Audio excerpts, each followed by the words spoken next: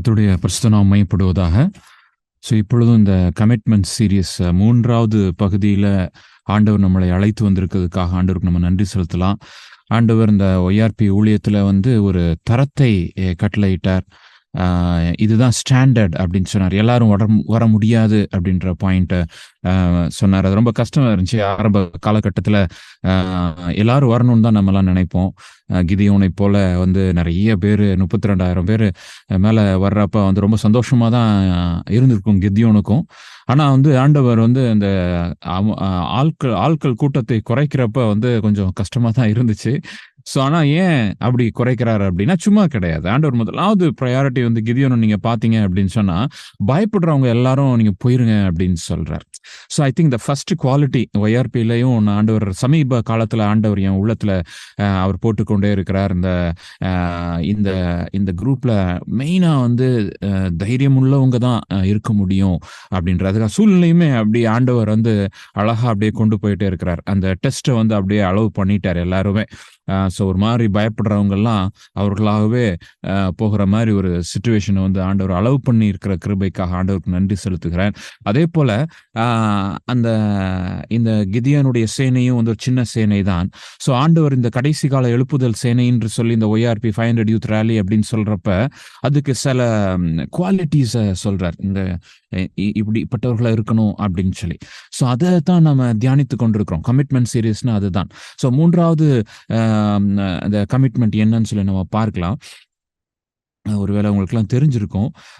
நான் கிரமமாக வேத வசனங்களை மனனம் செய்து தேவையான தருணங்களில் பயன்படுத்துவேன். I will regularly memorise the scriptures and apply it in appropriate situations. அதாவது வேதத்தை வாசிப்பது ஒரு லெவல். போன தடவை நான் சொன்னேன், வாசிப்பதற்கும் தியானிப்பதற்கும் உள்ள வித்தியாசத்தை நம்ம பார்த்தோம். ஸோ இன்னைக்கு அந்த மனனம் செய்யணும் அப்படின்னு சொல்லி நம்ம அதை பார்க்கிறோம். மனனம் செய்யணும், அதாவது மனப்பாடம் செய்யணும் அப்படின்னு சொல்ற ஒரு காரியத்தை வந்து நம்ம இன்னைக்கு நம்ம பார்க்க போகிறோம். அதோடைய அதை சார்ந்த சத்தியங்களை வந்து நம்ம தியானிக்க போகிறோம். ஏன் நம்ம இந்த மனப்பாடம் பண்றது இவ்வளோ ரொம்ப முக்கியம், அதே நேரத்தில் அதை எப்படி நம்ம அப்ளை பண்ணணும், அப்ளை பண்றதுக்கு ஆவியானவர் என்ன கிரியை செய்கிறார், நம்ம உள்ள இருந்து அவர் என்ன கிரியை செய்கிறார் என்ற சில இந்த ட்ரூத்ஸ் எல்லாம் நம்ம பார்க்க போறோம். ஸோ பிரைமரிலாம் நம்ம பார்த்தோம் அப்படின்னா இந்த நம்மளுடைய ஒய்ஆர்பி ஆர்ட்ல வந்து தீம் பிக்சர் நீங்க பாருங்க, இது ரொம்ப பியூட்டிஃபுல்லா இருந்துச்சு. நம்ம ஒய்ஆர்பியில் ஒரு ஸ்டூடெண்ட் இதை வரைஞ்சிருக்கிற அந்த இதை பாருங்க. ஸோ அந்த பர்சன் வந்து நடுவில் இருக்கிறாப்புல, மனனம் செய்து அப்படின்றது வந்து பைஹார்ட் பண்ணிட்டு இருக்கிறாப்புல. ஸோ பைஹார்ட் பண்ணுறதுனால என்ன வருது அப்படின்னா, என்ன அட்வான்டேஜ், என்ன விதமான அட்வான்டேஜ் வருது அப்படின்னு சொன்னால், லெஃப்டில் பார்த்தீங்க அப்படின்னா ரொம்ப ஒரு மாதிரி சோர்ந்து போன இதில் வந்து வசனம் வந்து தேற்றுது அப்படின்ற ஒரு கான்செப்ட். இந்த சைடு வந்து விடுதலை கொடுக்குது. சத்தியத்தை அறிவீர்கள், சத்தியம் உங்களை விடுதலையாக்கும். இந்த மொபைல் ஆப் வந்து எப்படி நம்மளை வந்து நம்ம இருளுக்குள்ளாக நடத்துகிறது ரொம்ப தத்ரூபமா இருக்குல்ல அந்த picture. I want to appreciate that picture. So அந்த பிக்சரை நீங்க அப்ரிஷியேட் பண்ணணும்னு சொல்லி நினைக்கிறேன். ஒரு கட்டுக்குள்ளாக நம்மளை கொண்டு வருது, சில ஆப்ஸ் நம்மளை கட்டுக்குள்ளாக கொண்டு வருது. அதுல இருந்து விடுவிக்கிறது வந்து வல்லமை உள்ளது வசனம் மாத்திரம்தான். நான் வெரி ரீசென்ட்லி ஒரு சத்தியத்தை நான் ஒரு செய்தி மூலமாக கேட்டுக்கொண்டிருந்தேன். அப்போ தேவனுடைய தாசன் வினமாய் சொல்றாரு, நீ வந்து நைட்ல வந்து உனக்கு அதிகாரம் இல்லை அப்படின்னா உன் வாழ்க்கை இருண்டு இருக்கும் அப்படின்னு சொல்றாரு. இரவு நேரங்கள்ல தூங்குற நேரத்துல உனக்கு ஒரு அதிகாரம் இல்லை. அதிகாரம்னா தூங்குற நேரம் உன் கட்டுக்குள்ள இல்ல. சில நேரம் தூங்குறேன், சில நேரம் எந்திரிக்கிறேன், சில நேரம் மொபைல் பார்க்குறேன், சில நேரம் என்னமோ பார்க்குறேன், வந்து ஒரே இல்லை அப்படின்னா உங்களுக்கு நிச்சயமாக ஒரு டெலிவரன்ஸ் தேவை இருக்கு. அதைத்தான் வசனம் சொல்லுகிறது. வசனத்தை நம்ம சார்ந்து இருக்கிறப்ப ஜெயம் நம்மளுக்கு உண்டு அப்படின்றத நம்ம மறந்து போகக்கூடாது. நிறைய பேர் வந்து நிறைய செய்திகள் கேட்டுட்டு தூங்குவாங்க, நியூஸ் கேட்டுட்டு தூங்குவாங்க. சில பேர் ஈவன் நீங்க ஏதாச்சும் இருளான கட்டுக்குள்ள இருந்தீங்கன்னா மோசமான காரியங்களை கூட பார்க்கறதுக்கு வாய்ப்பு இருக்குது. ஆனா நீங்க வசனங்களை கேட்டுட்டு அப்படியே நீங்க தூங்குற ஒரு பழக்கம் நம்ம பில்ட் பண்ணலாம். நல்ல நிறைய வசனங்கள் இருக்கு. நிறைய அது யோவான் அப்படின்னு நீங்க போட்டு விட்டீங்கன்னா, யோவான் அப்படியே அது வந்துகிட்டே இருக்கும். ஸோ இது ரொம்ப வருஷங்களுக்கு முன்னாடவே ஒரு தேவனுடைய தாசன் எனக்கு அவர் சொல்லிக் கொடுத்தார். நீ நைட்டு தூங்குறப்ப ஒரு மெசேஜ போட்டு விட்டு அப்படியே நீ தூங்கு. அந்த சத்தியம் உன்னையும் அறியாம உள்ள போயிட்டே இருக்கும் அப்படின்னு சொன்னேன். ஸோ நான் ரெகுலரா ஃபாலோ பண்றேன் அப்படின்னு சொல்ல முடியாது. நான் நேரங்கள நான் ஃபாலோ பண்ணியிருக்கேன். ஸோ ஏன் அப்படின்னா, இன்னைக்கு இது ஒரு பிரிடாமினன்ட் பிரச்சனையா மாறிருச்சு. எல்லாருக்கும் எல்லாருக்கும். ஊழியக்காரங்களா இருந்தாலும் சரிதான், அபிஷேகம் பண்ணப்பட்டவா இருந்தாலும் சரிதான், அப்படியும் இல்லைன்னாலும் சரிதான்.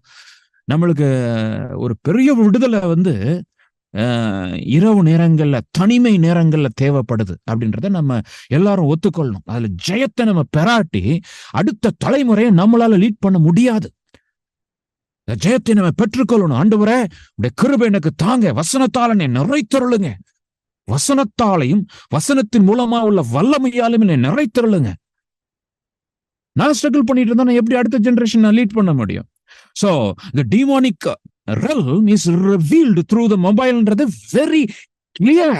very clear strategy of the demonic kingdom all over the world. உலகம் முழுவதும் பிசாசு அதாவது பரிசுத்த ஜீவியத்தை கெடுக்கிற ஒரு ஸ்ட்ராட்டஜியாக செயல் திட்டமாக பயன்படுத்தி கொண்டிருக்கிறார். அதை நம்ம 500 YRP யூத்ல வந்து ரொம்ப கிளியரா ஆண்டவர் போதிக்கணும்னு நினைக்கிறார்.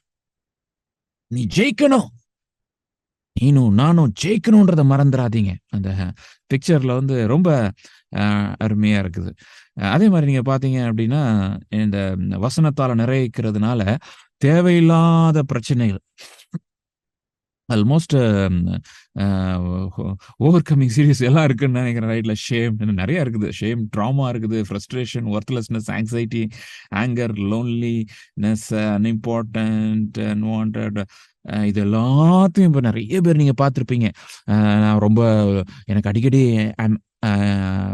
நிறைய பேர் நீங்க பார்த்துருப்பீங்கன்னா, நெக்ஸ்ட் ஜென்ரேஷன்ல நீங்க நிறைய இன்வால்வ்டா இருந்தா பிரச்சனை வந்து நிறைய ஃபேஸ் பண்றது அடுத்த ஜெனரேஷன்ன்றது வந்து இப்ப ரீசன்ட் ஸ்டடீஸ்ல ஒரு மெசேஜ்ல வந்திருந்துச்சு. அதாவது Indian teens are highly prone to suicide. Teenage பிள்ளைங்க வந்து நிறைய சூசைடல் தாட்ல போயிட்டு இருக்கிறாங்க அப்படின்னு சொல்லி. ஏன் அப்படின்னா, இன்னைக்கு நிறைய இன்ஃபர்மேஷன்ஸ் அண்ட் நிறைய மொபைல்னால நிறைய ரிலேஷன்ஷிப், சின்ன வயசுல ரிலேஷன்ஷிப் வர்றதுனால என்ன பிரச்சனை? புரோக்கன் பாஸ்ட், அது உறையுது, ரிலேஷன்ஷிப் ஃபெயில் ஆகுது, அதை ஹேண்டில் பண்ண முடியல. ஸோ பயங்கர காம்ப்ளிகேட்டடான ஒரு சொசைட்டிக்குள்ளாக நம்ம வாழ்ந்து கொண்டிருக்கிறோம். இன்னும் எதிர்காலங்கள் இதையோட மோசமா இருக்க போகிறது.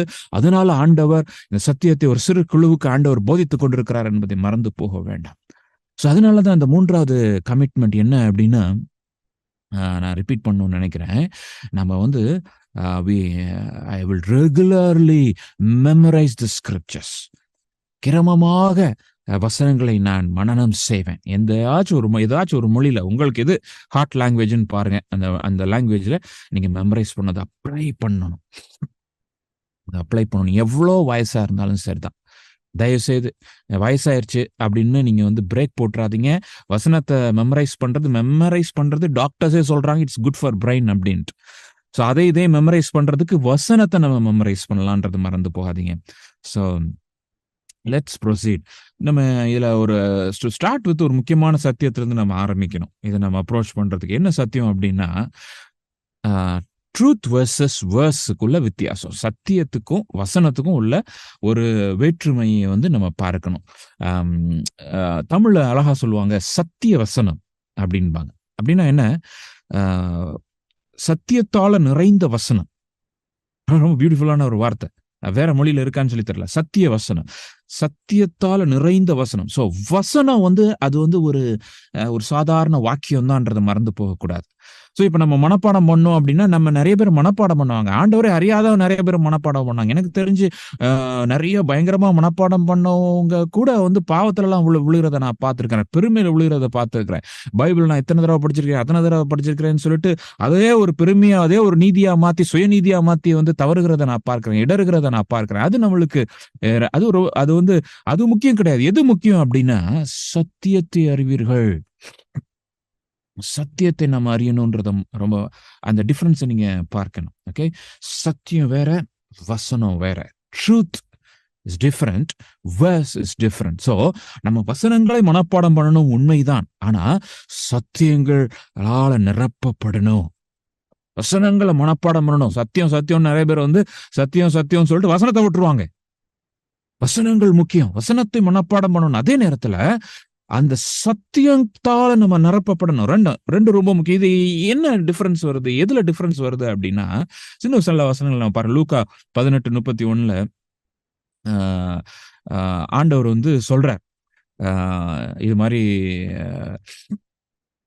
என்னை வந்து நம்ம எருசலேம் போறோம்ப்பா, என்னை வந்து என்னை வந்து ஒப்பு கொடுக்க போறாங்க, நிந்தை என்னை அடைய போறேன், பரியாசம் அடைய போறேன், என்னை துப்ப போறாங்க, வாரினால் அடிக்க போறாங்க, கொலை செய்வார்கள், 3 நாள் உயிரோடு எழுந்திருப்பார் அப்படின்னு சொல்றார் ஆண்டவர்.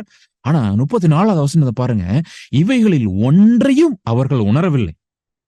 ஒண்ணுமே உள்ளுக்குள்ள போல, உள்ளுக்க போச்சு, கேட்டாங்க. they were listening but they couldn't realize. listening but they couldn't realize, they couldn't understand. அவங்க கேட்டாங்க, ஆனா அவங்களுக்கு விளங்கல, புரியல.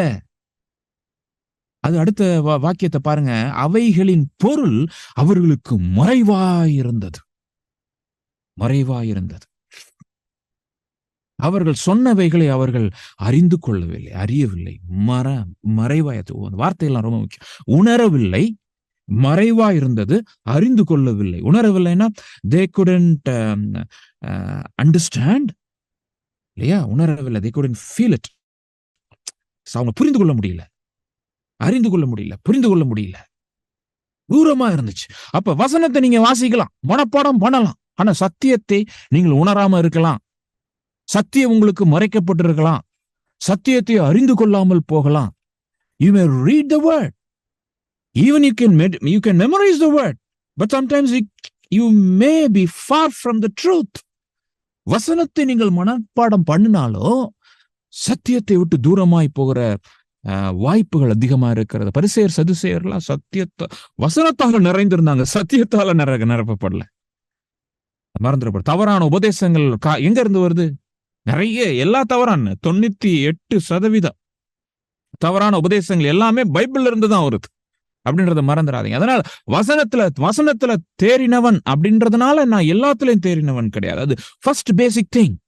அதனால இந்த 3வது பாயிண்ட் என்ன அப்படின்னா, நீ வசனத்தை மெமரைஸ் பண்ணி அதை அப்ளை பண்ணணும். அப்ளை பண்ண தெரிஞ்சவங்க தான் சத்தியத்தை உணர முடியும். Are you with me? சொல்றது புரியுறதா?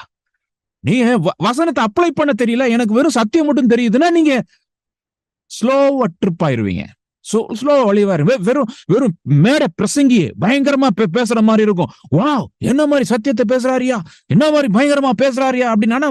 வாழ்க்கையில அப்ளை பண்ணவே இல்லாத, அந்த சத்தியத்தின்படி அவர் ரியலைஸ் பண்ணி அவர் வாழவே இல்லை. சிறிது சிறிதாக இப்படிப்பட்ட நபர்களாலதான் வஞ்சகம் வந்து பெருகும். ஜனங்கள் ஏமாற்றப்பட்டு போவார்கள், ஆண்டவரிடத்துல வராம தூரமா போவாங்க, வீண் பெருமைக்குள்ளாவார்கள்.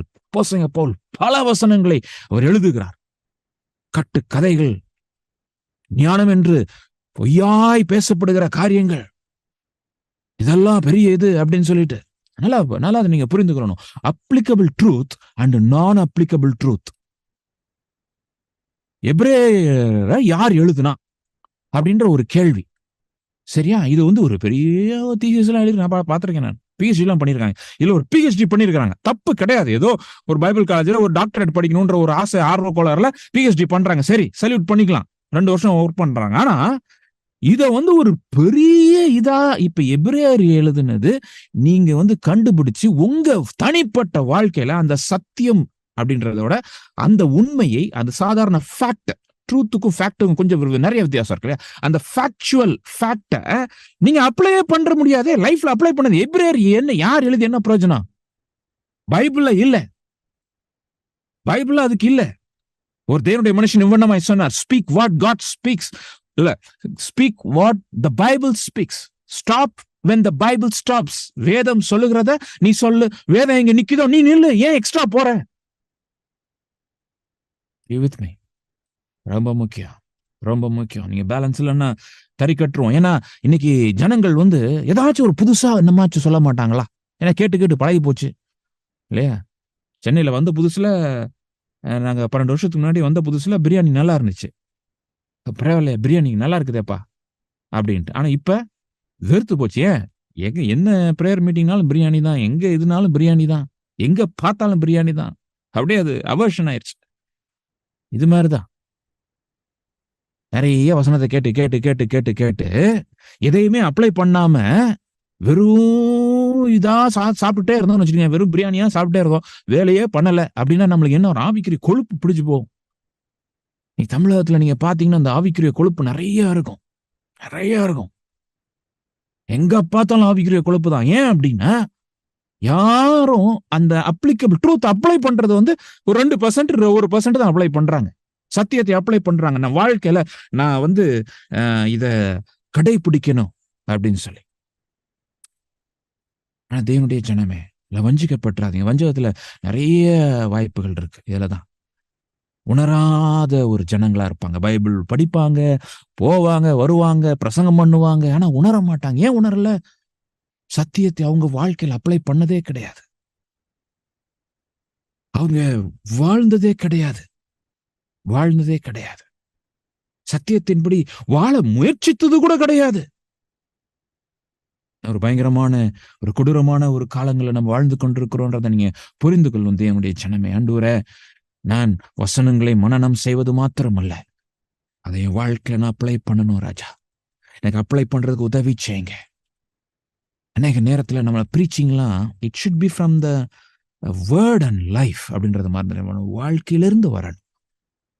ஏதோ ஒரு தியாலஜிக்கல் புக்ல இருந்து வரக்கூடாது. It should come from our life and word. வசனத்திலிருந்தும் வாழ்க்கையிலிருந்தும் வரணும். ரொம்ப முக்கியன்றதை மறந்து போகாதீங்க. ஆண்டவரே, நான் அறிந்து கொண்ட சத்தியங்கள்ல நான் உண்மையா இருக்கணும். அப்படியே கேட்டுட்டு ஒரு காதுல கேட்டுட்டு இன்னொரு காதுல விட்டுட்டா நல்லா இருக்குதுன்னு மார்க் போடுற குரூப் ஃபைண்ட் யூத் குரூப் கிடையாது. மறந்துடாதீங்க. மார்க் போடுறவங்க நம்ம கிடையாது. இந்த மெசேஜ் நல்லா இருக்குது, அவங்க மெசேஜ் இதா இருக்குது அப்படின்னு மார்க் போட ஆரம்பிச்சிடாதீங்க. ஏதோ ஒரு ஆவிக்குரிய பெருமையின் அது அடையாளம். மறந்துடாதீங்க. ஆண்டவர் யார் மூலமாகவும் பேசுவார்ன்ற தாழ்மை நம்மளுக்கு வேணும். இவங்க எல்லாமா பேசுறாங்க அப்படின்னு நீங்க நம்ம அப்படிப்பட்ட அசுத்தமான ஒரு கேவலமான கண்ணோட்டம் இருந்துச்சுன்னா ஆண்டவர் அப்படிப்பட்ட கண்ணோட்டத்தை எல்லாம் மாற்றட்டும்.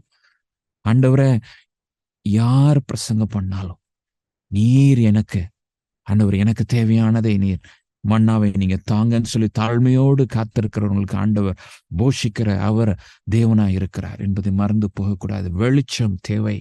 அதனாலதான் சங்கீதக்காரன் இவ்வண்ணமாய் ஜெபிக்கிறான். தேவன் வெளிப்படுத்த வேண்டும். God has to do. வெளிச்சம் தேவை. ஆண்டவர் வெளிப்படுத்தாம ஒண்ணுமே செய்ய முடியாது. சங்கீதக்காரன் எப்படி ஜெபம் பண்றான் பாருங்க.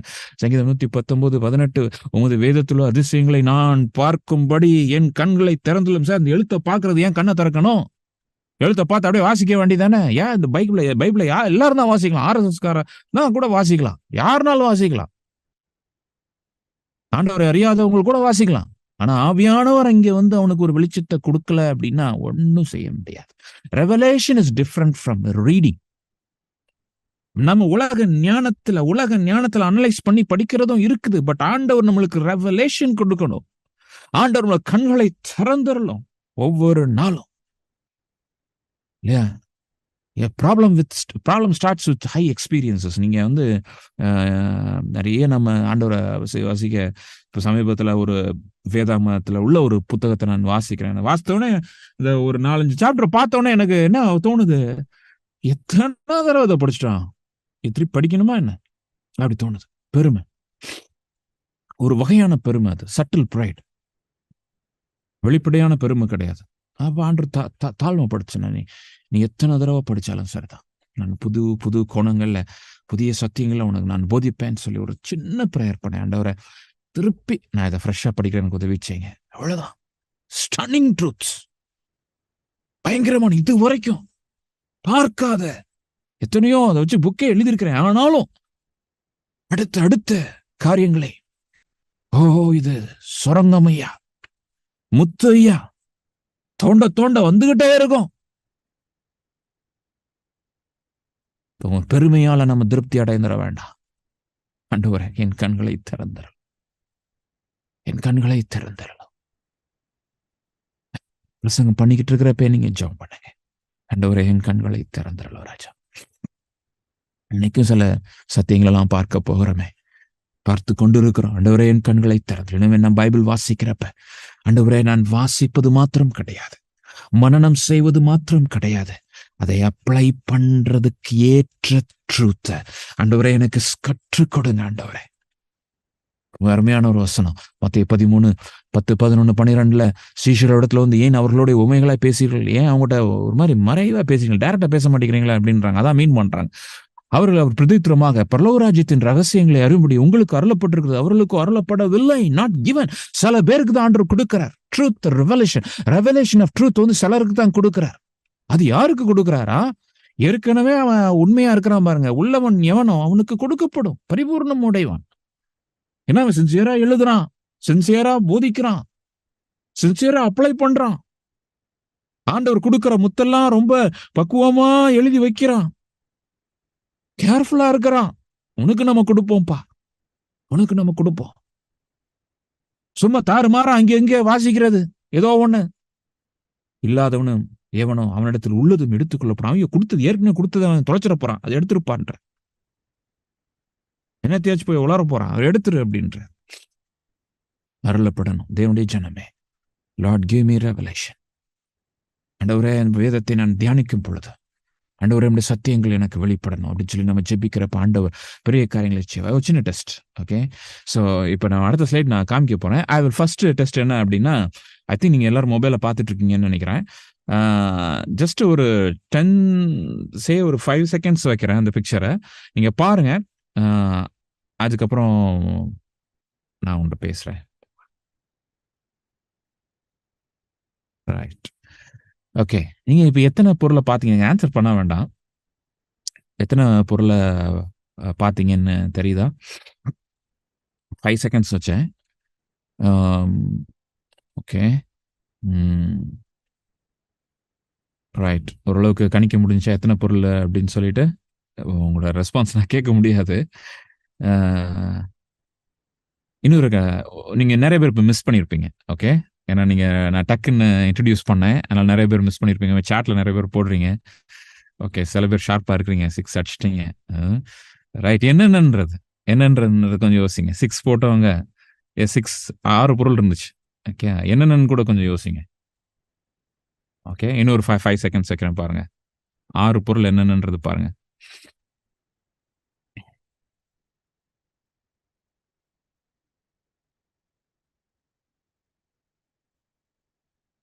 Okay, right. 6 பொருள் ஞாபகம் இருக்கான்னு பாருங்க. ஓகே, எத்தனை பேர் ஞாபகப்படுத்துறீங்க முடியுதுன்னு பாருங்க. 2 3 5 தான் போட்டிருக்காப்ல. Okay, right, what ever. முக்கியமான ஒரு பாயிண்ட்டுக்கு நான் கொண்டு போறேன். ஸோ நீங்க பார்த்துக்கிடுங்க. கூட 5.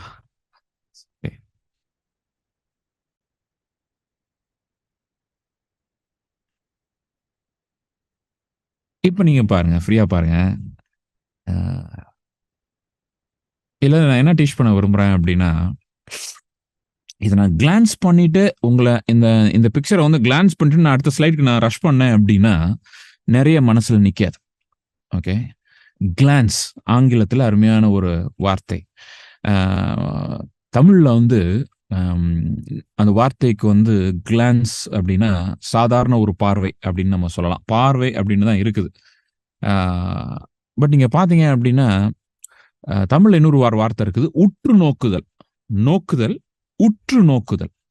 இப்ப நம்ம இந்த உற்று நோக்குதல், லாஸ்ட் டைம் நான் இதை மென்ஷன் பண்ணேன். மோசே வந்து உற்று நோக்கினான் அப்படின்னு சொல்லி அந்த செகண்ட் கமிட்மெண்ட்ல நம்ம மெடிடேட் பண்ணப்பையும். ஸோ இப்பயும் நம்ம வந்து எனிதிங் நம்ம மைண்ட்ல வந்து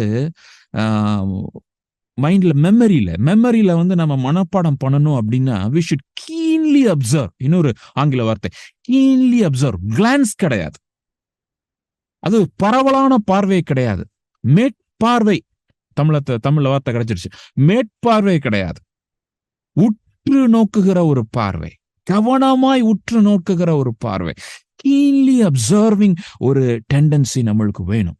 ஆண்டவர் அருமையாக இதை போதிக்கிறார். இஸ்ரவேல் ஜனங்களுக்கு அவருடைய நியாயப்பிரமாணங்களை கொடுத்த பிறகு அவர் என்ன சொல்றார் பாருங்க.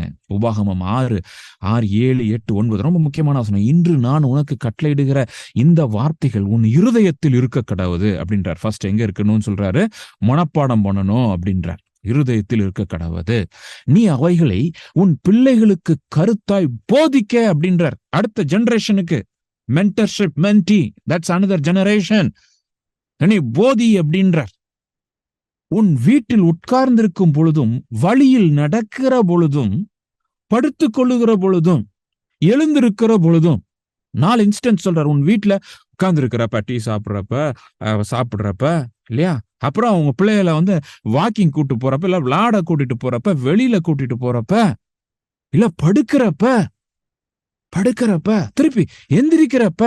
அவைகளை போதி கிடையாது. இப்ப நிறைய பேரு பிரசங்கம் பண்ண ஆரம்பிச்சிடும். போதி கிடையாது, பேசி அவைகளை குறித்து பேசுன்றாரு. டயலாக். நம்ம discussion mode of Bible study பார்த்திருக்கீங்களா? பேச சொல்றோம் எல்லாத்தையும். ஏன் சார்? பேச பேச சத்தியங்கள் நல்லா இம்ப்ரெஸ் ஆகும்.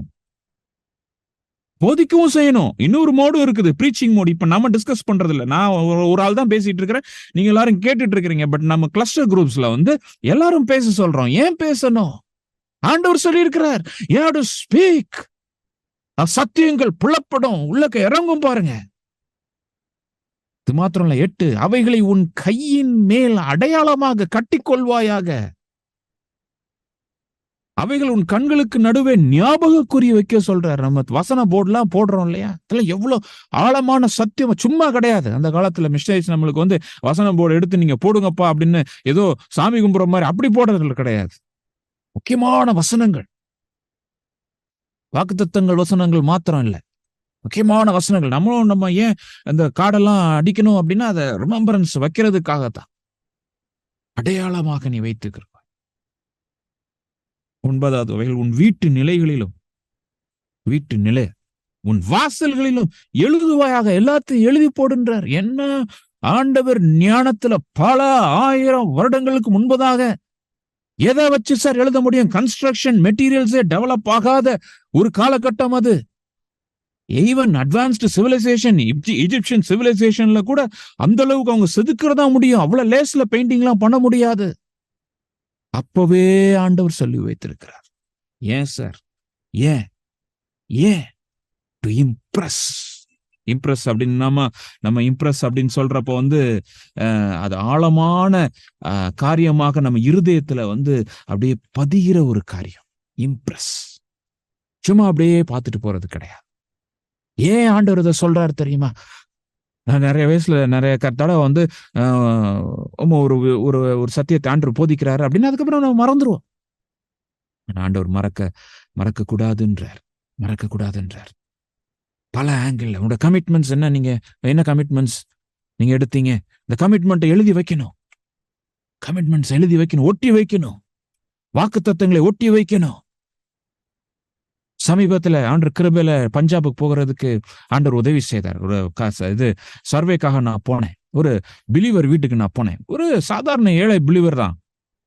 வீட்டுல போனா ஒரு கண்ணாடி இருந்துச்சு. கண்ணாடிக்கு மேல டிஎஸ்பி அப்படின்னு எழுதி இருந்துச்சு. அந்த பழைய பேப்பர்னு உடனே அந்த பிலீவர்கிட்ட கேட்டேன், என்ன பிரதர் இங்க எழுதியிருக்கு டிஎஸ்பி அப்படின்னா, அவசரம் பிரதர் எனக்கு ஒரே பொண்ணு, சின்ன வயசுல இருந்து நான் டிஎஸ்பி ஆகணும்னு சொன்னா. அதனால ஃபர்ஸ்ட் ஸ்டாண்டர்ட் செகண்ட் ஸ்டாண்டர்ட் படிக்கிறப்ப அவ கண்ணாடி முன்னாடி அதை ஒட்டி வச்சா. இன்னைக்கு எங்க பிரதர் இருக்கா அப்படின்னா, இப்ப அவரு எக்ஸாம் கிளியர் பண்ணிட்டா, இப்ப இன்ஸ்பெக்டரா இருக்கிறா, நான் அடுத்து ஒரு எக்ஸாம் கிளியர் பண்ணா டிஎஸ்பி ஆயிருவா அப்படின்னு. ஸ்டன்னிங்கா இருந்துச்சு எனக்கு. ஸ்டன்னிங்கா இருந்துச்சு. சின்ன வயசுல இருந்தே அப்படியே ஒரு ஃபோக்கஸ்.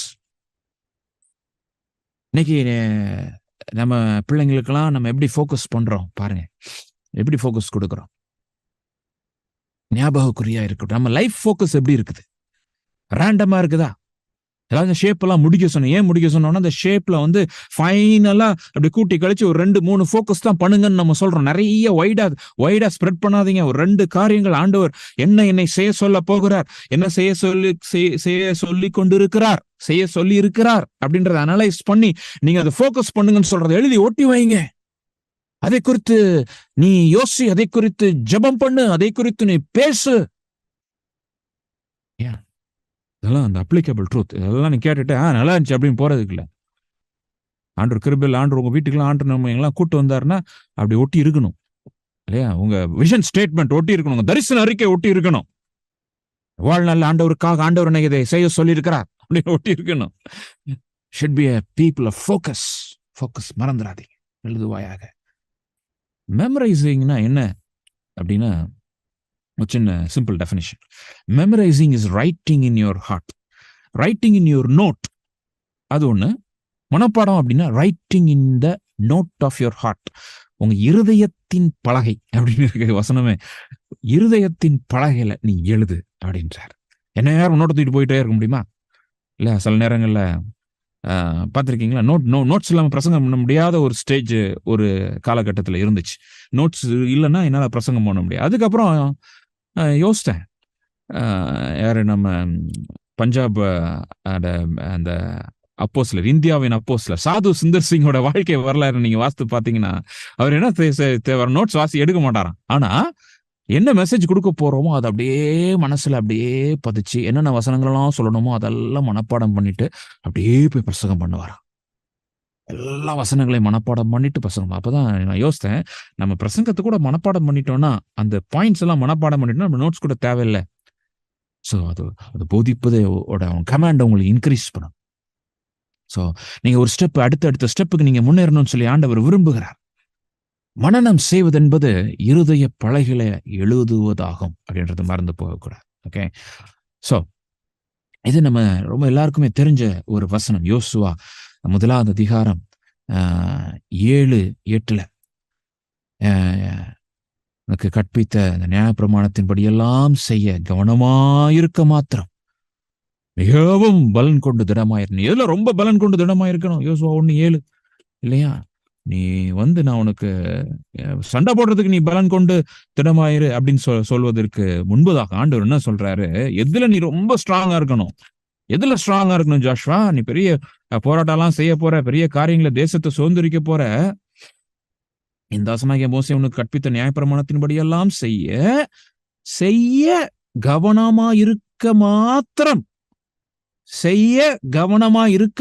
நியாயப்பிரமாணத்தின்படியெல்லாம் செய்ய கவனமா இருக்க மாத்திரம் மிகவும் பலன் கொண்டு திடமானதாயிரு. God is saying here, you have to be strong to obey the law.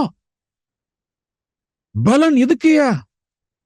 எதிரிகளோடு நான் ஜெயிக்க போறேன், அதுக்கு என்ன பலன்? ரைட், அதுக்கு எங்க இருந்து பலன் உனக்கு வரப்போகுது? நம்மளுக்கு பலன் வரப்போகுது வசனத்துல இருந்து அல்லவா வரப்போறது. வசனத்தை என்ன மனப்பாடம் பண்றதுனால வரப்போகிறதா? ஃபர்ஸ்ட் ஸ்டெப் மனப்பாடம் பண்ணும், பக்காவா இருக்கு பாருங்க. அதன்படி செய்ய அப்ளை பண்றப்ப அப்ளிகேஷன் ஆஃப் த ட்ரூத், வசனத்தின்படி செய்ய. எனக்கு சத்தியம் தெரியும் சொல்லாதீங்க,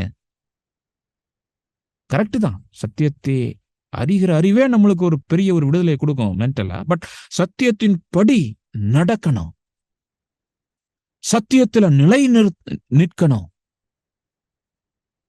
அதான் ஆண்டவர் போதிக்கிறார், போகும் இடங்கமெல்லாம் புத்திமானாய் நடந்து கொள்ளும்படி, அதை விட்டு வலது இடது புறம் விலகாதிருப்பாய். கொஞ்சமா இங்க நன்றாது. இந்த நியாயப்பிரமாண புஸ்தகம் அகைன் பாருங்க, உன் வாயை விட்டு பிரியாதிருப்பத. வாயை விட்டு எப்படி பிரியாம இருக்கும்?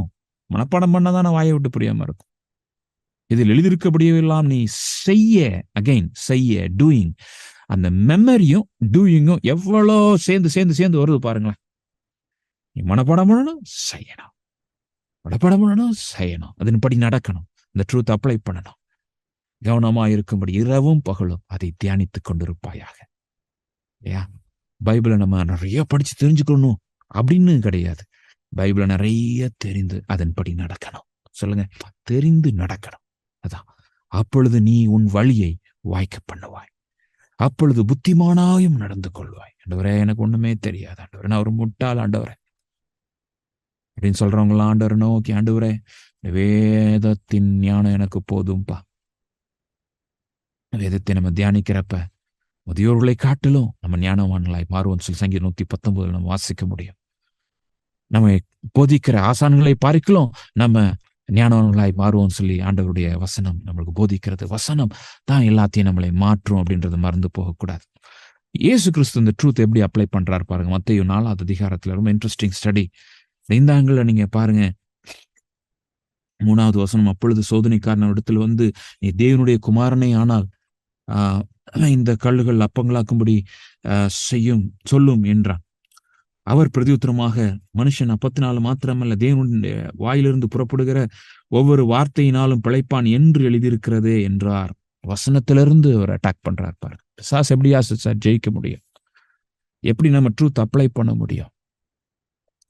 சத்ருவை நம்ம சத்ருவை ஜெயிக்கிறதுக்கு வந்து வசனம் ஒரு பெரிய அதுல அந்த வசனத்துல நின்றா மாத்திரம்தான் அவன் பயப்படுவான். சத்தியத்துக்கு மாத்திரம்தான் அவன் பயப்படுவான். வசனத்தின்படி நம்ம நடக்கிறப்பதான் அவன் நம்மளை தொடவே முடியாது. அவனோட ஒரு ஸ்டெப் அஹெடா இருப்போம். அவன் என்னமோ ஒரு பிளான் பண்ணிட்டு இருப்பான், நம்ம 10 அடி தாண்டி போயிரும். ஏமாந்துகிட்டே இருப்பான்.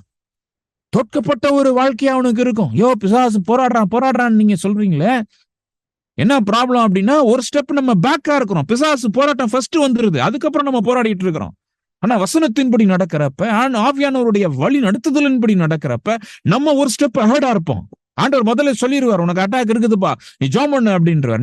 நீ பலப்படு, கூட இருக்கிறவங்களை பலப்படுத்து, பிரச்சனை வந்துகிட்டு இருக்குது பாரு அப்படின்பார். ஒரு ஸ்டெப் அஹெடா இருக்கணும். சத்தியத்துல நடக்கிறப்ப ஆண்டவர் நம்மள ஒரு ஸ்டெப் அஹெடா தான் வச்சிருப்பார். ஜெயமாய் தான் நடத்துவார் என்று எழுதியிருக்கிறதே அப்படின்னு சொல்லி வசனத்துல இருந்து சொல்றார். ரைட். 5வது வசனம், அப்பொழுது பிசாசு அவரை பரிசுத்த நகரத்திற்கு கொண்டு போய் தேவாலயத்து உப்பரியின் மேல் அவரை நிறுத்தி, நீ தேவனுடைய குமாரனே ஆனால் தாளக்குதியும், ஏனெனில் தம்முடைய தூதர்களுக்கு உம்மை குறித்து கட்டளையிடுவார், உமது பாதம் கல்லிடாதபடிக்கு அவர்கள் உம்மை கையில் ஏந்தி கொண்டு போவார்கள் என்பதா எழுதியிருக்கிறதே. அவனும் வந்துட்டான், பாயிண்ட்டுக்கு வந்துட்டான். நீங்க பைபிள் தானே கோட் பண்றீங்க சார், நானும் பைபிளை code பண்றேன்றான். The devil knows the Bible. above average Christian. ஆனா சத்தியம் உனக்கு தெரியாது, வசனம் தெரியும். நல்லா புரிந்து கொள்ளுங்க. நான் சொன்னேன் இல்லையா, சத்தியத்துக்கும் வசனத்துக்கும் உள்ள ஒரு வித்தியாசம். அவனுக்கு சத்தியம் தெரியாது, வசனம் தெரியும். ஆனா ஆண்டவர் நம்மளுக்கு வெளிப்பாட்டை கொடுத்திருக்கிறார், ரெவலேஷனை கொடுத்திருக்கிறார். தேவனுடைய ராஜ்யத்தின் ரகசியங்களை சொல்லி கொடுத்து கொண்டிருக்கிறார். இன்னும் நிறைய சொல்லணும்னு விருப்பப்படுகிறார். டிசிப்ளின் பண்ணுங்க, டைம் டிசிப்ளின் பண்ணுங்க. ஆண்டவரே, என்னுடைய பாதத்துல நான் உட்காரணும், மனப்பாடம் பண்ணணும், ஆண்டவருக்காக அரிய பெரிய காரியங்களை செய்ய துடிக்கும். இந்த 500 யூத்தை உருவாக்குறவங்களும் சரி, அவங்களும் நம்ம 500 யூத்தா இருக்கிறவங்களும் சரி, வசனத்தில் ஆண்டவரை நான் வேரூன்றணுமே, சத்தியத்தால நான் நிரப்பப்படணுமே, பைபிளும் கையுமா அலையணும் அப்படின்னு சொல்லி நான் சொல்லுவேன். பைபிளும் கையுமா தான் அலைஞ்சிக்கிட்டே இருக்கணும். ஹல்லேலூயா, ஹல்லேலூயா. ஒன்னும் செய்ய முடியாது பிசாஸ், ஒன்னும் செய்ய முடியாது, ஏமாத்தவே முடியாது. ஹல்லேலூயா. ஜெயம் ஆண்டவர் நம்ம கொடுத்திருக்கிறார். அந்த ஜெயத்தின்படி ஆண்டவர் போராட சொல்லுவார். ஹல்லேலூயா. Thank you Jesus. என்பதா எழுதியிருக்கிறது அப்படின்றான். அடுத்து, அதற்கு இயேசு, உன் தேவனாகிய கர்த்தரை பரீட்சை பாராதிருப்பாயாக என்றும் எழுதியிருக்கிறதே. தமிழ்ல நான் சொல்றது என்னன்னா, 3 பாருங்களேன். என்று எழுதியிருக்கிறதே, என்பதா எழுதியிருக்கிறதே, என்றும் எழுதியிருக்கிறதே. 3 டைமென்ஷன். அதுதான் நான் சொன்னேன், வசனத்துக்கும் ட்ரூத்துக்கும் உள்ள வித்தியாசம். நான் இதுக்கு பேர் ஒண்ணு வச்சிருக்கிறேன், 3 dispensational approach to a truth. ஒரு சத்தியத்தை அறிகிறதற்கு 3 முக்கியமான கேள்விகள் நம்ம கேட்கணும். இனி சத்தியம், ஏதோ ஒரு காரியத்தை நீங்க பைபிள் அலட்சி ஆராய்ந்து படிக்கணும்னு நினைக்கிறீங்க அப்படின்னா 3 கேள்விகள். பழைய ஏற்பாட்டுல வேதம் இந்த சத்தியத்தை குறித்து என்ன சொல்லுகிறது? இந்த தசமபாகம் எடுத்துக்கிடுங்களேன். தசமபாகத்தை குறித்து பழைய ஏற்பாட்டுல என்ன கூறப்பட்டிருக்கிறது? அது நீங்க அனலைஸ் பண்ணணும். அப்படின்னா என்ன, அந்த ஒரு சத்தியத்தை நீங்க நல்லா படிக்கணும் அப்படின்னா ஆதியாகமத்துல இருந்து மல்கியா வரைக்கும் அந்த சத்தியத்தை அப்படியே நீங்க கண்ணாடி போட்டு பார்க்கணும். ஒருவேளை ஃபுல்லா பிலிப்பியன்ஸ் சொல்றாரு, நீங்க வாசிக்கணும்ன்றாரு. ஒரு சத்தியத்தை நீங்க படிக்கணும் அப்படின்னா முழுசா ஒரு பைபிள் அந்த சத்தியத்தை கண்ணாடியை போட்டு வாசிங்க அப்படின்னா, நான் ஒரே ஒரு தடவை அப்படி ட்ரை பண்ணேன் இல்லையா. விசுவாசம் அப்படின்ற ஒரு சப்ஜெக்ட் மெடிடேட் பண்றதுக்காக பிலிப்பியன்ஸோட ஆலோசனைப்படி நீங்க ஆதியாகமத்திலிருந்து வெளிப்படுத்தின விசேஷத்தை விசுவாசத்தை குறித்ததான காரியங்களா பாக்குறதுக்கு ஏதுவாக அப்படியே ஒரு தடவை ஒரு முழு பைபிள் அதுக்காகவே வாசித்து முடிங்க அப்படின்ற பைபிள் டீச்சர்ஸ், பைபிளை தெளிவாக போதிக்கணும்னு நினைக்கிறவங்க எல்லாம் இதுதான் பண்ணணும்ன்றதை மறந்துடாதீங்க. இன்னும் ஆழமாக நான் சொல்லுவேன், கிரேக்க எபிரேய அந்த ரூட் வேர்டோட நீங்க படிக்கணும். சரி, அப்படி ரொம்ப டீப்பா படிக்காட்டியும் நம்மளுக்கு கன்கார்டன்ஸ் இருக்குது, சர்ச் இருக்குது, சர்ச் இருக்குது. இப்ப வந்து நான் சொன்ன உதாரணம் வந்து டைத் இல்லையா? தசம பாகம்ன்ற ஒரு உதாரணத்த நான் தசம பாகம்னா டைத்ன்னு நீங்க போட்டீங்கன்னா வந்துரும். எத்தன ரெஃபரன்ஸ் ஒரு 30, 40 ரெஃபரன்ஸ் இருக்கும். 30, 40 ரெஃபரன்ஸ்ல பழைய ஏற்பாட்டுல என்ன இருக்குது? ஓகே. அத அப்படியே அலசி படிக்கிறோம். அடுத்து what does the Bible say about it in the gospel? சுவிசேஷங்கள்ல ஆண்டவராகிய இயேசு கிறிஸ்து அதை குறித்து என்ன சொல்லுகிறார்? சில காரியங்கள் நிறைய சொல்லியிருப்பார். சில காரியங்கள் இல்லாம கூட இருக்கலாம். பட் ஆனா பொதுவாக அது என்ன சொல்லியிருக்கிறார்? இயேசு கிறிஸ்துவினுடைய போதனைகள், புதிய ஏற்பாட்டினுடைய போதனைகள், இயேசு கிறிஸ்துவுடைய காலங்கள் எப்படி இருந்தது? பிதாவின் காலங்கள், இயேசு கிறிஸ்துவின் காலங்கள். அடுத்து நீங்க பார்த்தீங்கன்னா, what is the Bible say about it in the letters? அதுக்கப்புறம் உள்ள பகுதிகள்ல வந்து அதே தசமபாகத்தை குறித்து அங்கே என்ன கூறப்பட்டிருக்கிறது அப்படின்னு சொல்லி ஒரு முக்கோணங்களே நீங்க பார்த்து அப்படியே ஒரு கன்க்ளூஷன் வர்றதுதான் கரெக்டா இருக்கும். இப்படி வராம இங்க ஒரு வசனத்தை மாத்திரம் எடுத்துக்கிட்டு என்னத்தையாச்சும் நம்ம போதிச்சோம்னா சொதப்பி எடுத்துருவோம். அதனாலதான் தவறான உபதேசகர்கள் வந்து ஒரு வசனத்தை அங்கே எடுத்துக்கிடுவாங்க இல்லையா? பிசாச போல அப்படியே வசனத்தை புகுதுப்பா அப்படின்பாங்க. அதை நம்ம நம்பிட்டு இருப்போம். வசனத்துல இருக்குல்ல, வசனத்துல எல்லா தவறான உபதேசம் வசனத்துல இருக்குது. அப்படியே அனலைஸ் பண்ணி படிக்கிறதுக்கு ஆண்டவர் உதவி செய்வார். நல்லா புரிந்துக்கிடுங்க. வசனத்தை வந்து வசனமாக மாத்திரம் நம்ம புரியணும்னா போதனையே தேவை கிடையாது. ஆண்டவர் இந்த டீச்சிங் மினிஸ்ட்ரியை வச்சிருக்க மாட்டார்.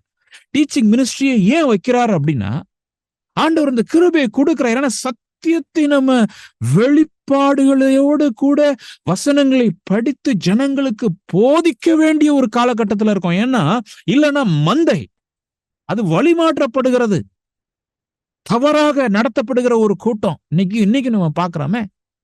எத்தனையோ வாலிபர்களை தவறாக நடத்தி இருக்கிறாங்க. ஊழியத்துக்கு அர்ப்பணிக்கப்பட்டவர்களுக்கு அழைப்பு இருக்கிறவர்களுக்கு உனக்கு அழைப்பே இல்லைன்னு சொல்ற ஒரு கூட்டத்தின் மத்தியில் நம்ம உட்கார்ந்துட்டு இருக்கிறோம். இப்படிப்பட்ட பயங்கர கள்ள உபதேசத்தின் மத்தியில நம்ம இந்த ஊழியத்தை நிறைவேற்றி கொண்டு இருக்கிறோம். அப்ப எவ்வளவு நம்ம ஜாக்கிரதையா இருக்கணும். நம்ம கரெக்ட் சொல்லிட்டு நிறைய பேர் வழி மாறுறத நான் பாக்குறேன். அது அதனால இந்த ஒரு தாழ்மையான ஒரு அப்ரோச், அதே நேரத்துல அப்ளை பண்ற ஒரு அப்ரோச், அப்ளை பண்ணி பழகணும். ரொம்ப ஜாக்கிரதையா இருக்கணும். தொடர்ந்து நம்ம பார்க்கலாம். கொலோசியர் 3:16 ரொம்ப முக்கியமான ஒரு வசனம். என்ன அப்படின்னா, கிறிஸ்துவின் வசனம் உங்களுக்குள்ளே சகல ஞானத்தோடும் பரிபூர்ணமாக வாசமாயிருப்பதாக. ஆங்கிலத்துல the words of Christ dwell in you richly. பரிபூர்ணமா வாசமா இருக்கு. கொஞ்சம் நெஞ்சம்லாம் கிடையாது. அதனாலதான் சொல்றேன், நிறைய நம்ம தியானித்துக் கொண்டே இருக்கணும், எழுதி கொண்டே இருக்கணும், மனப்பாடம் பண்ணிக்கொண்டே இருக்கணும், அப்ளை பண்ணிக்கொண்டே இருக்கணும், வளர்ந்து கொண்டே இருக்கணும். வசனமே நம்மளை பரிசுத்தப்படுத்தும். சத்தியமே நம்மளை பரிசுத்தப்படுத்தும். நம்மளையும் அறியாம ஆண்டவரை போல அது உருமாற்றி கொண்டிருக்கின்றதை நீங்க மறந்துடக்கூடாது. சத்தியத்துக்கு அவ்வளோ பவர் இருக்கிறது. நம்ம மைண்ட்ல வந்து தவறான எண்ணங்கள் எல்லாம் சத்தியங்கள் அப்படியே அந்த பாதி பொய்கள் எல்லாம் நம்ம நினைத்து வைத்திருப்போம். நிறைய காரியங்கள்ல பிசாசு குழப்பி வச்சிருப்பான். எல்லா குழப்பத்தையும் ஆண்டவர் சத்தியத்தை கொடுத்து அப்படியே விடுதலையாக்கி கொண்டே இருப்பார். பேதுரு பாருங்க எப்படி அப்ளை பண்றான்னு. அப்போஸ்தலர் 2:16 தீர்க்கதரிசியாகிய யோவேலின் உரைக்கப்பட்டபடியே இது நடந்திருக்கிறது. அதாவது இன்னைக்கு நடக்கிற ஒரு காரியத்தை கடந்த காலத்துல எழுதியிருக்கப்பட்டிருக்கிற ஒரு சத்தியத்தோடு ரிலேட் பண்றான் பாருங்க. அவனுக்கு அந்த நாலேஜ் இருக்குது இல்லையா? யோவேல் சொன்ன தீர்க்கதரிசன அந்த அறிவு இருக்கிறது, அந்த வார்த்தை இருக்கிறது. வார்த்தையின் படி அவன் அதை பார்க்கிறான், அதை ரிலேட் பண்றான், அதை அப்ளை பண்றான், அக்செப்ட் பண்றான். ஓ இதுதான் அதுன்னு அவனுக்கு புரிய வருகிறது. அதே மாதிரி அப்போஸ்தலர் 10:34 பேதுரு பேசு தேவன் பச்சை வாதம் உள்ளவர் அல்ல. அதாவது அந்நிய ஜாதிகள், புற ஜாதிகள் ஆண்டவராக இயேசு கிறிஸ்துவை ஏற்றுக்கொண்டு உள்ளக்க வர்றாங்க அப்படின்றப்ப அவங்களுக்கும் அது வேணும், அவங்களுக்கும் வந்து சர்க்கம்சிஷன் பண்ணணும், விருத்த சேதனம் பண்ணணும் அப்படிலாம் சொல்லி நிறைய குழப்பங்கள் வர்றப்ப பேதுருக்கு ஒரு சத்தியம் புலப்படுகிறது. என்ன அப்படின்னா, தேவன் பட்சபாதம் உள்ளவர் அல்ல. God is not partial. அவர் அப்படி கஷ்டப்படுத்த மாட்டாரு. அந்த ஒரு சத்தியத்தினாலதான் அவன் சரியான தீர்மானங்கள் எடுக்கணும். நல்லா புரிந்து கொள்ளுங்கள். சத்தியத்தை அறிகிற அறிவு சரியான சாய்ஸஸ நம்ம ஏற்படுத்துறதுக்கு உதவி செய்யும். நிறைய பேர் தவறான சாய்ஸஸ் ஏன் எடுக்கிறாங்க? தவறாக ஏன் தீர்மானம் எடுக்கிறாங்க? தவறா ஏன் அவங்க வழி மாறுறாங்க அப்படின்னா, சத்தியத்தை அரைகுறையாக அறிந்ததுனாலதான். சத்தியத்தை அரைகுறையாக அறிந்ததுனால கர்த்தருடைய பயம் இல்லாமல் போகிறது. சத்தியத்தை அரைகுறையாக அறிந்ததுனால வழிமாறுகிறார்கள். மனுஷனுடைய ஆலோசனைக்கும் ஆண்டவருடைய சத்தியத்துக்கும் ஒரு வித்தியாசம் தெரியாத ஒரு மந்த பார்வை உள்ள ஒரு கூட்டத்தார். அதனாலதான் சங்கீதக்காரன் ஜபிக்கிறான், ஆண்டவரே என் கண்களை திறந்தருளும், கண்களை திறந்தருளும். பவுல் நீங்க பாத்தீங்கன்னா, ஆண்டவருக்காக வைராக்கியமாகத்தான் கிறிஸ்துவர்களுக்கு விரோதமாக அவன் போராட்டம் பண்ணுகிறான். வைராக்கியமாக. எப்படி இவங்க தேவனுடைய விரோதமா இது பண்றாங்க, நியாயப்பிரமாணத்துக்கு விரோதமா விலகி போறாங்க அப்படின்னு சொல்லி அவன் ஒரு ஆண்டவருடைய விரோதி கிடையாது. வைராக்கியம், நியாயப்பிரமாணத்தின் மேல் உள்ள வைராக்கியத்தினால் அவன் அப்படி செய்கிறான். ஆனா அவன் கண்கள்ல இருந்து செதில் விழுந்து பொழுதா, ஓ ஆண்டவரே, ரியலைசேஷனுக்கு வர்றான். அவனுக்கு தெரியாத பழைய ஏற்பாட்டு சத்தியங்களா, பழைய ஏற்பாட்டு நியாயப்பிரமாணங்களா, சத்தியங்கள் சொல்லணும், நியாயப்பிரமாணங்களா, சத்தியம் எப்ப தெரிய வருது? ஆண்டவர் சொல்றார் இல்லையா, ஐ am the truth, நானே வழியும் சத்தியமும் ஜீவனுமாயிருக்கிறேன். ஆண்டவரே சொல்றார், I am the truth. The more and more we look into the life of Jesus Christ, இயேசு கிறிஸ்துவினுடைய வாழ்க்கையை நாம் பார்க்க பார்க்க, ஒரு வாழ்ந்த வாழ்க்கையும் வார்த்தையும், அவருடைய வார்த்தையும் வாழ்க்கையும் பிணைந்து இருந்தது. ரெண்டு டியூவல் லைஃப் கிடையாது, இரட்டத்தனையான வாழ்க்கை கிடையாது, ஹிப்போக்ரிட்டிக்கல் லைஃப் கிடையாது. ஆண்டவர், அப்பேற்பட்ட ஒரு வாழ்க்கை எனக்கு வேணும் ஐயா, அப்பேற்பட்ட ஒரு வாழ்க்கை எனக்கு வேணும்னா, அப்பேற்பட்ட வார்த்தைகள் எனக்கு வேணும் ஐயா. என் கண்களை திறந்துருங்க, எனக்கு நீர் உதவி செய்யுங்க, அப்ளை பண்றதுக்கு எனக்கு உதவி செய்யுங்க. இப்போ வசனங்களை மனப்பாடம் பண்ணணும். அதில் நீங்க பாத்தீங்க அப்படின்னா, யோவான் 14:24 நீங்க மனப்பாடம் பண்ணி சத்தியத்தை அப்படியே அங்கே ஸ்டோர் பண்ணி வச்சுக்கிட்டே, ஷெல்ஃப்ல நிறைய அடுக்கிக்கிட்டே இருக்கணும். மனதின் ஷெல்ஃப்ல அப்படி நிறைய அடுக்கிக்கிட்டே இருக்கணும். ஆனா ஆண்டவர் ஆவியானவர் என்ன செய்வார்? நாமத்தினாலே பிதா அனுப்ப போகிற பரிசுத்த ஆவியானவர் தேற்றரவாளனை எல்லாவற்றையும் உங்களுக்கு போதிப்பார். போதிக்கிறது மாத்திரம் கிடையாது, அப்படின்னு ஒரு beautiful ministry, the ministry of reminding. நான் உங்களுக்கு சொன்ன எல்லாவற்றையும் உங்களுக்கு நினைப்பூட்டுவார். என்ன ஒரு அருமையான ஆவியானவரையா மகனே. பாரு, நீ ஏற்கனவே ஒரு வசனம் படிச்ச பாத்தியா, சத்தியத்தை நான் உனக்கு சொல்லி கொடுத்தேன், இன்னைக்கு உனக்கு இந்த சூழ்நிலை வந்திருக்கு பாரு, இதுல அப்ளை பண்ண அப்படின்னு பாரு, அப்ளை பண்ண, நீ அப்ளை பண்ண, அதான் உனக்கு ஜெயம், அதான் உனக்கு ஜெயம். வசனம் நம்ம போன 2வது கமிட்மெண்ட் சீரீஸ் செய்தியில சொன்னேன், அது ஒரு ஸ்வார்டு மாதிரி, பட்டயம், அது ஒரு ஷீல்டு மாதிரி, ஒரு கேடயம். அது நம்ம கையில் எடுக்கிறப்ப பிசாசினுடைய தந்திரங்கள் எல்லாம் ஓடிப்போ. அதனால ஆண்டவர் நம்மளை நினைப்பூட்டுகிற தேவனாய் இருக்கிறார். நினைப்பூட்டுவார். ஆனா நம்ம மெமரியே இல்லைன்னா நினைப்பூட்ட முடியாது, ரொம்ப கஷ்டம். ஏன்னா நிறைய ஸ்டோர் பண்ணிக்கிட்டே இருக்கணும், டிஃப்ரெண்ட் ஆஸ்பெக்ட்ஸ்ல ஸ்டோர் பண்ணணும். Long term memory different types of memory இருக்கு சைக்காலஜில. அது one of the thing long term memory என்ன அப்படின்னா, ஒரு காரியம் சில காரியங்கள் தான் நம்மளுக்கு 30-40 வருஷம் வரைக்கும் மறக்காது. சில காரியங்கள் நேற்று நடந்ததுக்குள்ள இன்னைக்கு மறந்துடும். ஆனா வசனமும் சத்தியங்களும் லாங் டேர்ம் மெமரியா நம்ம உள்ளக்க போகணும் அப்படின்னா, இந்த உபாகமம் 6வது அதிகாரத்துல நம்ம பார்த்தோம் இல்லையா, 6, 8, 9 வசனங்கள்ல இந்த காரியங்கள் எல்லாம் நீங்க கடைபிடிக்கணும், வாசிக்கணும், தியானிக்கணும், மன்னனம் செய்யணும், எழுதணும், பேசணும், போதிக்கணும். பிரசங்கம் பண்ண கொஞ்சம் வித்தியாசமா போட்டிருக்கேன். ஒரு 6 டைப்ஸ் ஆஃப் ஒர்க் நம்மளுக்கு இருக்குது, 6 or 7 அப்படி எடுத்துக்கலாம். டீச்சிங் ப்ரீச்சிங் தனியா போட்டிருக்கிறேன்.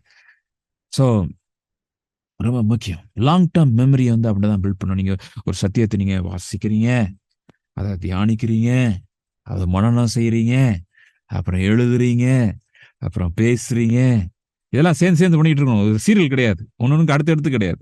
எழுதவும் செய்யணும், பேசவும் செய்யணும், மனோபாடம் பண்ணணும், போதிக்கணும், ப்ரீச் பண்ணணும். ஹல்லேலூயா, ஹல்லேலூயா.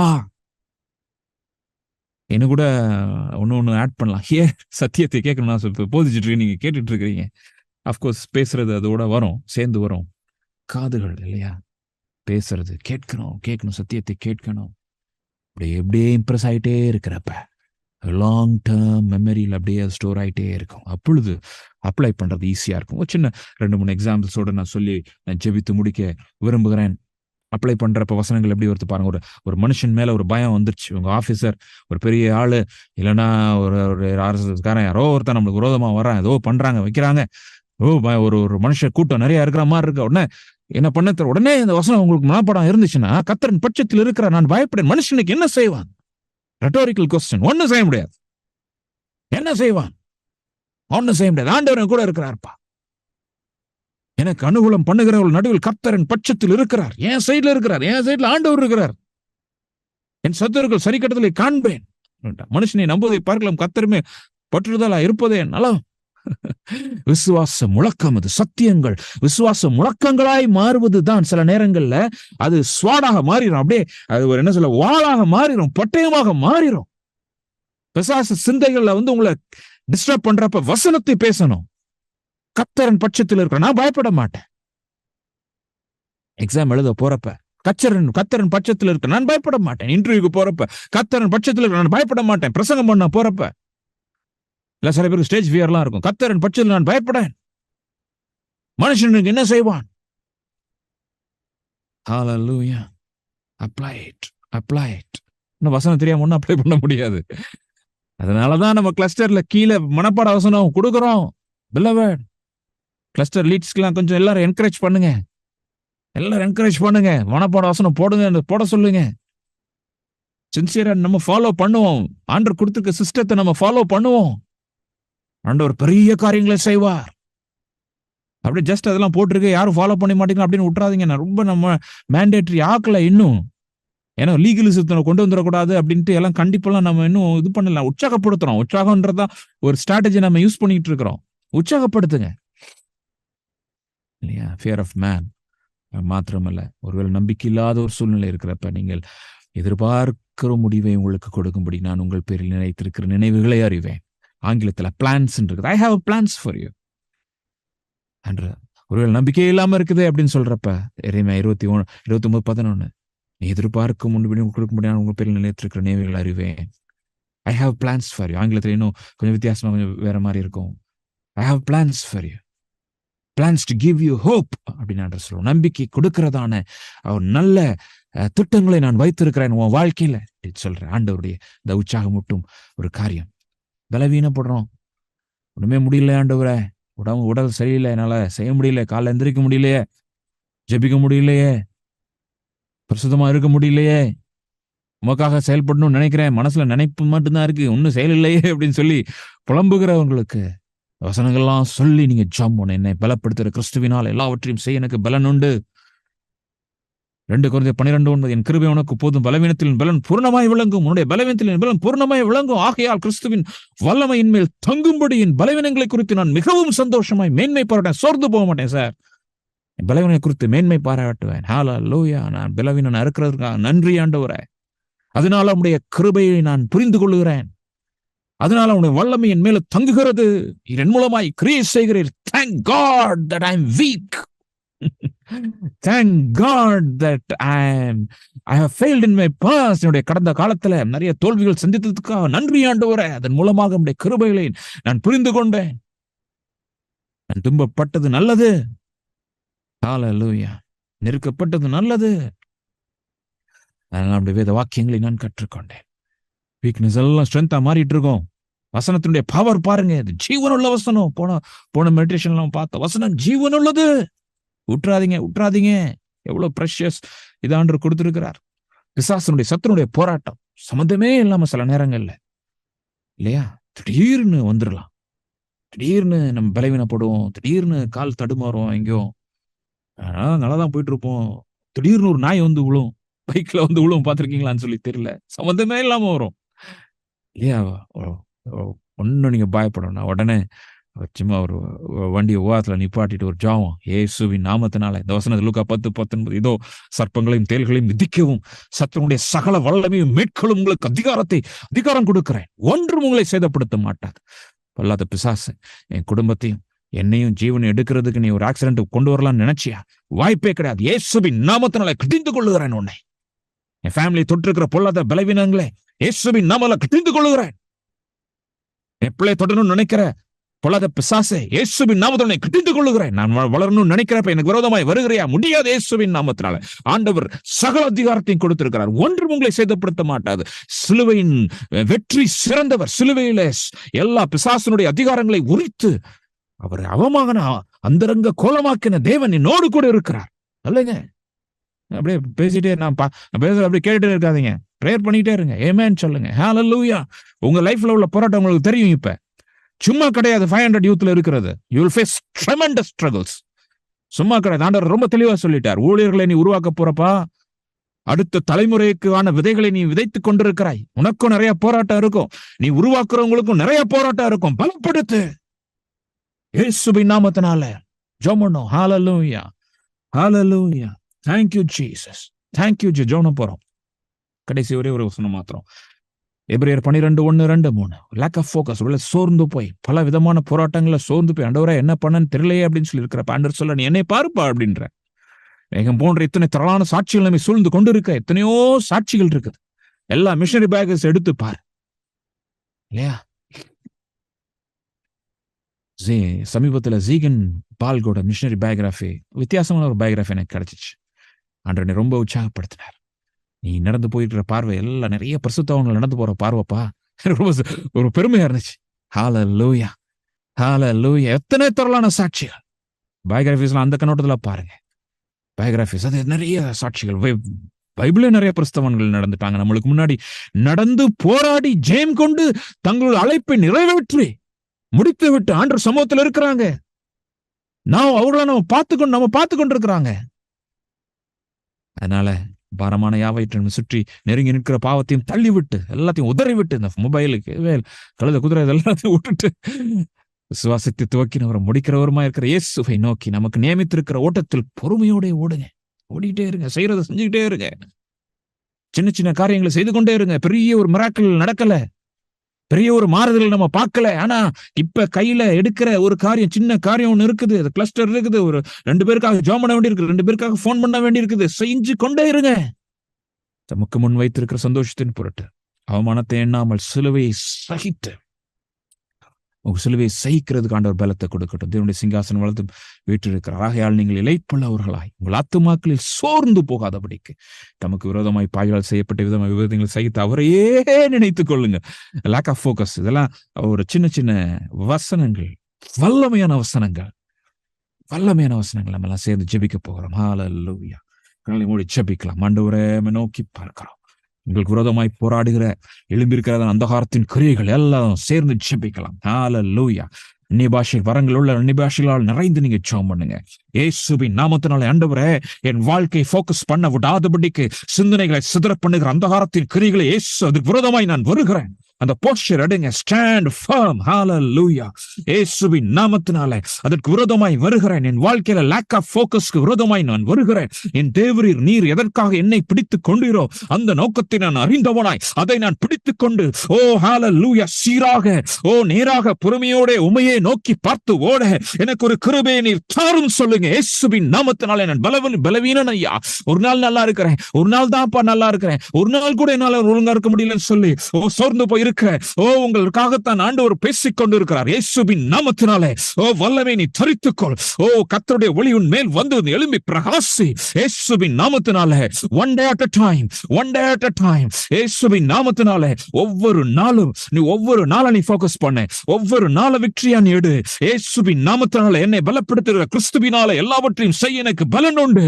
ஆண்டவரே என்னால முடியலையேன்னு சொல்லி நீ கலங்காத, என்னால செய்ய முடியலைன்னு சொல்லி நீ சோர்ந்து போகாத. ஹல்லேலூயா. ஹalleluya ஹalleluya. மனுஷங்களை சுற்றி இருக்கிற சூழ்நிலை பார்க்காத, இயேசுவின் நாமத்தினாலே, இயேசுவின் நாமத்தினாலே சத்துருடைய போராட்டம், தனிப்பட்ட பரிசுத்தத்துக்கு விரோதமாய் போராடுகிற அசுத்த கிரியைகளுக்கு விரோதமாக நான் வருகிறேன் சொல்லுங்க. இயேசுவின் நாமத்தினாலே என்னை ஜெபிக்க விடாதபடி தடை செய்கிற பொல்லாத பிசாசுக்கு விரோதமாக நான் வருகிறேன் இயேசுவின் நாமத்தினாலே. என் பிள்ளைகளை, எங்க ரிலேட்டிவ்ஸ், ஆண்டவரே, எங்க டீமை கெடுக்க நினைக்கிற, ஒன்னஸை கெடுக்க நினைக்கிற அந்தகாரத்தின் கிரியைகளை இயேசுவின் நாமத்தினாலே வெளியரங்கமாக்குகிறேன். எல்லாம் சேர்ந்து ஜெபிப்போம். ஜெயம் உண்டாகிறது, இப்பொழுது ஜெயம் உண்டாகிறது. ஹalleluya. குடும்பத்துக்கு விரோதமாய் கிரியை செய்கிற அந்தகாரத்தின் கிரியைகள், ஹalleluya, குடும்பத்தின் பாதுகாப்புக்கு விரோதமாய், ஹalleluya, தேவையில்லாத பலவீனங்களை கொண்டு வருகிற அந்தகாரத்தின் கிரியைகள் இயேசுவின் நாமத்தினாலே கடிந்து கொண்டு புறப்படுத்தி ஜெபிக்கிறேன். குழப்பத்தை கொடுக்கிற பொல்லாத பிசாசின் கிரியைகளை இயேசுவின் நாமத்தினாலே கடிந்து கொண்டு புறப்படுத்தி ஜெபிக்கிறேன். ஜெயம் உண்டாகிறது. In the name of Jesus I pray. In the name of Jesus I pray. Hallelujah. தேவரீர் செய்ய நினைத்தது ஒரு காலம் தடைப்படாத ஐயா. ஆனாலும் நாங்கள் இந்த ஆவிக்குரிய யுத்தத்தில் நாங்கள் ஈடுபட்டு கொண்டிருக்கிறோம். எங்க டீம் மெம்பர் ஒவ்வொருவரும் அறியத்தக்கதான கிருபையை நீங்க கொடுத்துருங்க ராஜா. இது ஏதோ ஒரு சாதாரண மினிஸ்ட்ரி கிடையாது. ஹalleluya. நரகத்தினுடைய இதயத்தை அசைக்கிற ஒரு ஊழியத்தை நீர் கொடுத்திருக்கிறீர். அப்படிப்பட்ட ஒரு அபிஷேகத்தை நீர் கொடுத்திருக்கிறீர் என்பதை எங்க டீம்ல இருக்கிற ஒவ்வொருவரும் உணர உதவி செய்யுங்க ராஜா. அதனால நரகமே விரோதமாக வரும் என்பதை ஒவ்வொருவரும் புரிந்து கொள்ள உதவி செய்யுங்க. அதற்காக எதிர்த்து நிற்கிற திராணியும் அபிஷேகத்தையும் ஆண்டவரே வல்லமையின் ஆண்டவரே வசனங்களையும் நீர் நிறைவாய் நீர் கொடுத்துள்ள வேண்டுமாய் கூட ஜெபிக்கிறேன். இயேசுவின் நாமத்தினாலே ஜெயம் உண்டாவதாக. இயேசுவின் நாமத்தினாலே எல்லா பலவீனங்கள், எல்லா ஆண்டவரே அசுத்தங்கள், எல்லா விதமான சோர்வுகள் இயேசுவின் நாமத்தினாலே கடிந்து கொண்டு புறப்படுத்தி ஜெபிக்கிறேன். ஜெயத்தை கூறுகிறேன். Amen and amen. இயேசுவின் நாமத்தில் பிதாவே. Amen. Amen. May God bless you. May God bless you. Thank you.